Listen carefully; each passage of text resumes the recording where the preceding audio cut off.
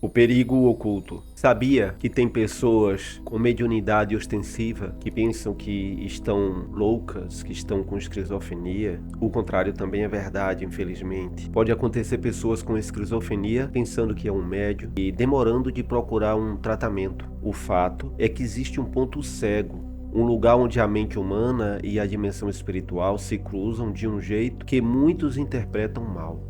E essa interpretação equivocada pode ser um verdadeiro perigo. Estamos falando de algo que superficialmente parece a mesma coisa, mas que na sua essência e no seu impacto biológico é completamente diferente. Essa confusão, quando acontece na prática, pode custar muito caro para a vida, a saúde e o futuro de uma pessoa. Por décadas, a medicina, a psicologia e até correntes espiritualistas tentam desvendar essa linha tênue. A razão para essa busca contínua é simples. Tanto na mediunidade quanto na esquizofrenia, o indivíduo pode relatar, ver vultos, imagens, sentir presença, ouvir vozes que mais ninguém ao redor consegue perceber. É exatamente aqui que o problema começa a se tornar grave. A semelhança visual e auditiva engana a maioria das pessoas, criando um cenário propício para decisões precipitadas. O grande erro da sociedade e de muitas famílias é pensar que qualquer experiência fora do comum pertence a um único universo.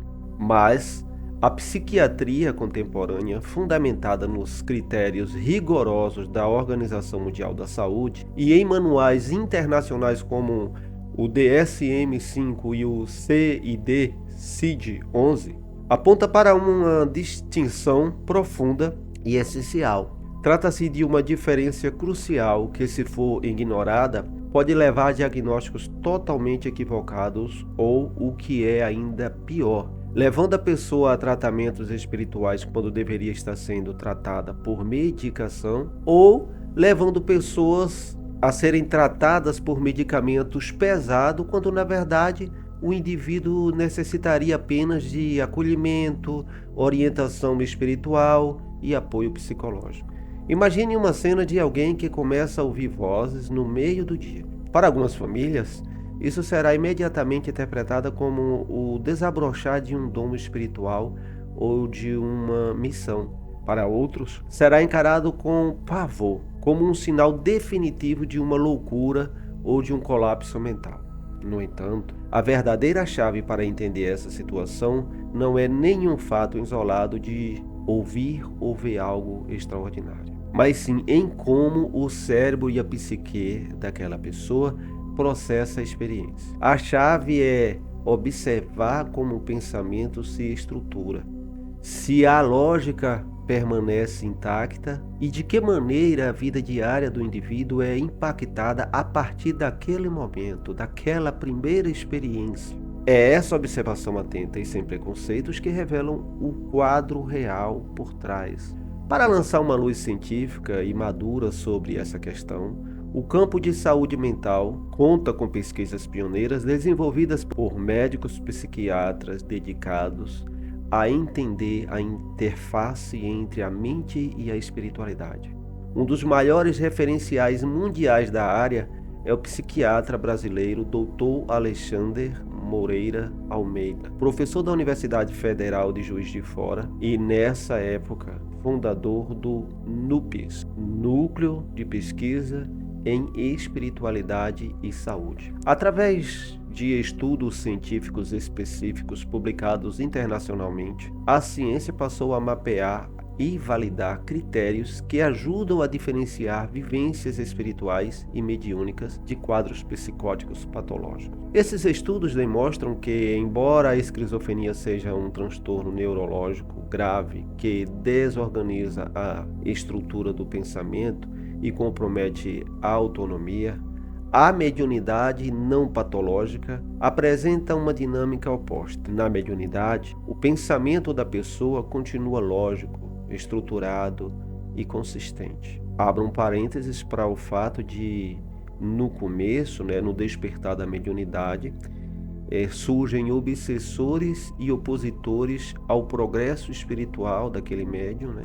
Espíritos zombeteiros, que pode ser uma experiência intensa, realmente confusa, que desestabiliza o médium por um momento. Mas ainda assim, essa pessoa ela tem raciocínio lógico, ela tem coerência, ela consegue distinguir o lado espiritual, não confundir com a realidade. Então fica uma coisa mais nesse parâmetro. Em geral, essa pessoa sabe quem é, onde está e mantém a sua capacidade de raciocínio crítico, apesar de ser um momento muito turbulento, confuso. Ainda mais quando esse despertar surge depois de uma certa idade. Então ainda fica mais confuso ainda.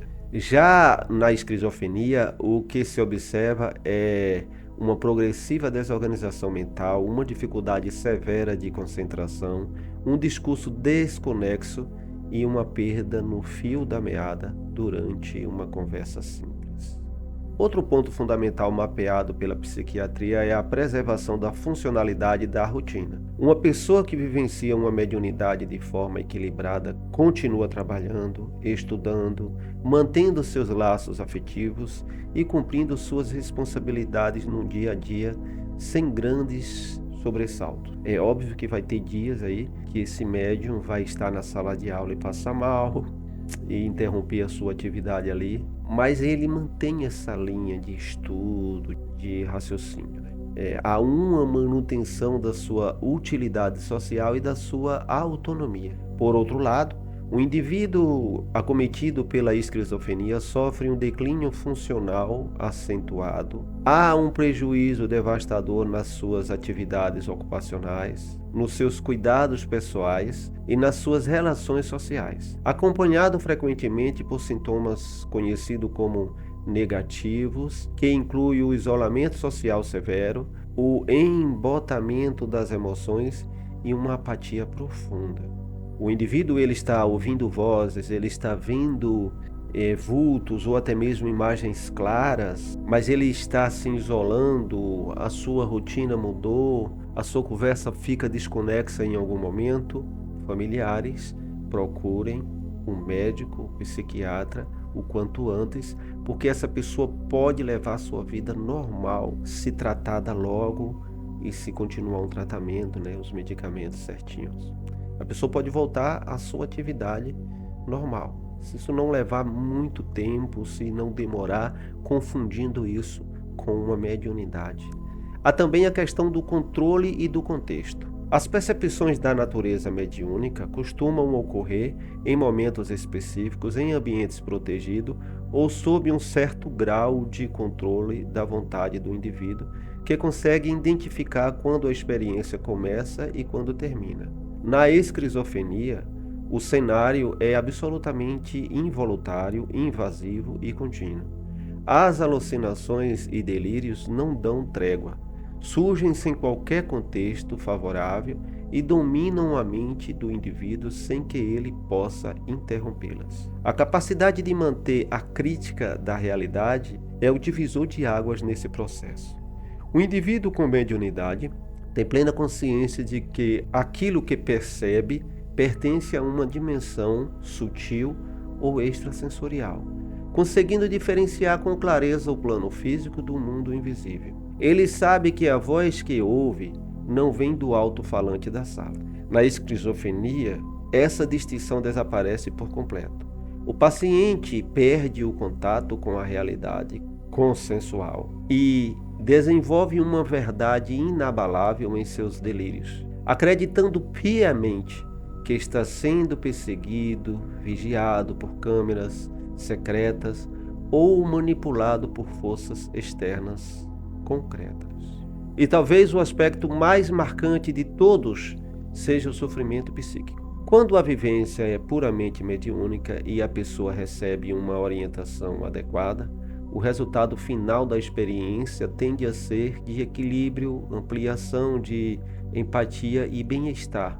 Então, realmente no começo, se tiver casos de obsessões severas, que é o que mais faz o médium pensar que está louco, ou a família pensar que aquele médium está louco, são essas obsessões severas, mas percebendo que há conexões que a pessoa tem fora daquele momento mediúnico, segue uma vida, uma linha de raciocínio, ela está tensa, ela está ansiosa, ela está nervosa, ela está assustada, mas ela tem uma linha de raciocínio. Quando ela recebe, então, ali uma orientação adequada, leva a sua vida normalmente, né? Ela leva a sua vida tranquilamente. Já a esquizofrenia é acompanhada por um sofrimento psíquico constante, angustiante e incapacitante, dominado pela paranoia, pelo medo intenso e por uma sensação permanente de ameaça. Geralmente a pessoa que tem esquizofrenia, ela se sente especial, né? Ela percebe que ela tem o poder de salvar o mundo e por isso ela está sendo muito perseguida, muito vigiada. E aí ela fica nesse estado de alerta absurdo e muda totalmente toda a sua rotina, toda a sua vida. Ela não consegue mais estudar, ela não consegue mais trabalhar e aí fica essa confusão. Que quando medicado, a coisa se estabiliza. Por isso a necessidade de procurar um médico quanto antes. Portanto, a questão decisiva nunca foi o que a pessoa percebe, mas sim como ela lida com o que percebe. Ela tem o controle ou é controlada pelas visões? Ela consegue manter os pés no chão ou se desconecta da vida real? A resposta honesta a essas perguntas é o que separa uma jornada de sensibilidade espiritual de uma doença mental que necessita urgentemente de intervenção médica, medicação psiquiátrica e acompanhamento terapêutico contínuo. A verdadeira ameaça que pesa sobre este tema não é uma condição em si, seja ela um transtorno psiquiátrico ou uma faculdade espiritual. A verdadeira ameaça é a cegueira diante dos detalhes que diferenciam uma experiência saudável de um transtorno mental sério. O perigo oculto é a ignorância que impede o auxílio correto. Fazer com que uma pessoa com esquizofrenia seja privada do tratamento médico que poderia salvar sua vida, ou fazer com que alguém com sensibilidade mediúnica seja rotulado injustamente sem o devido acolhimento, a ignorância deixa o indivíduo preso em um labirinto de confusão, estigma e sofrimento desnecessário. Ou ainda bem pior, esse médium pode ser medicado por medicamentos pesados desnecessariamente. E agora que você enxergou com clareza essa diferença crucial e compreendeu como a ciência e a espiritualidade analisam essa fronteira, o que você fará com esse conhecimento? Compartilhe este conteúdo com o maior número de pessoas, porque entender essa distinção com responsabilidade e embasamento pode ser o primeiro passo definitivo para salvar uma vida e ajudar alguém a encontrar o caminho para fora desse labirinto. As duas situações requer conhecimento dos dois lados. Às vezes o espiritualista que tem alguém na família que começa a ouvir vozes, ver coisas, está na realidade dele, só que é um dom mediúnico, que a família tem muito isso, e essa pessoa pode estar passando por um processo de esquizofrenia ou de qualquer um outro transtorno mental. Então a pessoa pensa que só tem uma realidade, é mediunidade. Essa pessoa precisa estar a par dos dois lados para tomar uma providência mais consciente e o destino daquela pessoa que está passando por essa experiência seja o melhor possível, independente da situação dele, seja mediúnica ou psicótica. Por outro lado, tem famílias de pessoas sépticas, muitas vezes ateus, muitas vezes dentro de um contexto religioso que ignora o processo da mediunidade, que nega, que condena, e que pode nascer um médium na família, mas ser encaminhado para um processo ou ser visto logo de imediato como um louco, um esquizofrênico ou coisa do tipo. E esse médium que poderia se ajudar e ajudar a família inteira e muitas pessoas, ser muitas vezes sabotado, interromper o seu processo mediúnico ou atrapalhar o seu processo mediúnico com medicamentos pesados e desnecessários. Pode haver os dois lados. Então, compartilha essa informação, porque os dois lados de pessoas, tanto aqueles que só veem a realidade como mediunidade, como aqueles que só veem a realidade como doenças psicóticas, coisa da mente, coisa da cabeça, os dois lados precisam se informar da situação, como elas são parecidas em alguns momentos e que pode confundir e atrasar o tratamento ou atrasar o desenvolvimento mediúnico por conta de equívocos nessa realidade. Por isso, compartilha bastante esse vídeo, porque ele precisa chegar ao máximo de pessoas. Aproveita e se inscreve aqui nesse canal, ainda mais se você gosta de temas como esse, porque semanalmente coloco vídeos que ajudam pessoas que passam por experiências espirituais ou pessoas que precisam de um apoio terapêutico holístico, da terapia holística. Pessoas com distúrbio de ansiedade, com depressão. Tem muito material aqui nesse canal que pode estar ajudando essas pessoas. Tem muito material e vai ter muito mais. Por isso, eu convido você a se inscrever aqui nesse canal, deixar o seu comentário, deixar o seu like. E eu agradeço desde já por estar comigo até agora. Beijo no coração de vocês. Fiquem na paz do eu.